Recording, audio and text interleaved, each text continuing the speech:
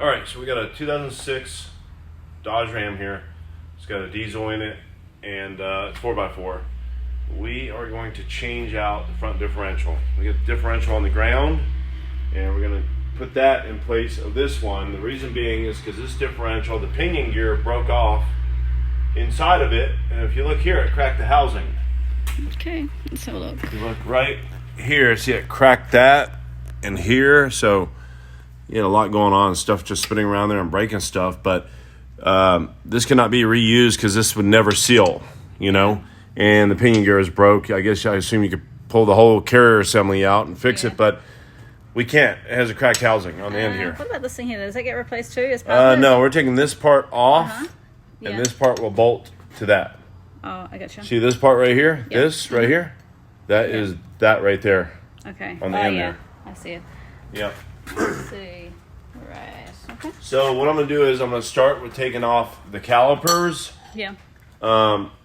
Take the caliper bracket off, get the rotors off, and I'm going to have to unhook the ABS sensor, wheel speed sensor, right here. This ABS wheel speed sensor. I'll have to unscrew the brake lines here to where when I drop the differential, the brake line doesn't go with it. Yeah.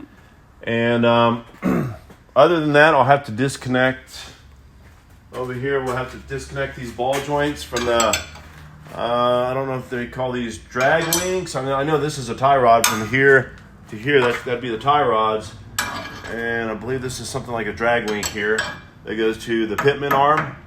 We got to disconnect all that. And then you notice the springs, they don't look like they're loaded. They're coilovers that go over the shocks. But I will have to disconnect these shocks right through here. And right here, these holes. Yeah. But there's really not much holding it up. I'm actually shocked. Really? Yeah, I mean, other than that, you have the control arms right here. See? Holding it right here, there, and there.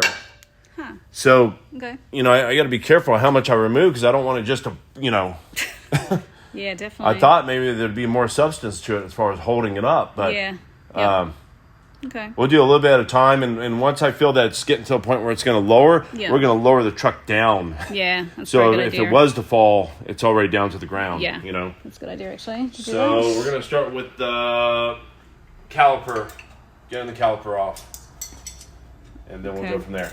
All right.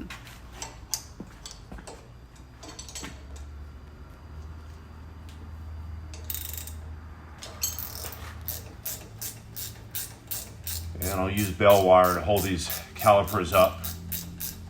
Okay. And I'll get that off too. And this is a pretty amazing lift actually. This lift came with our building. It's I think it's been in here since about 87, right? About that. And this is holding up a pretty big truck. It's the Ram 2500 there. And this thing's pretty heavy, so I don't know how it's actually staying on this one pole.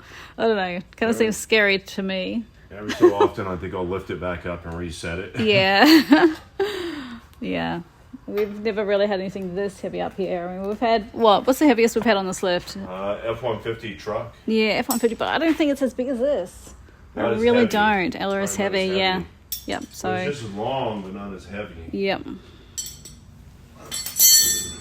You get a bell wire. Okay. Alrighty, so we'll just make this part 1 and we'll just go to a part 2 here very shortly. Thank you for watching.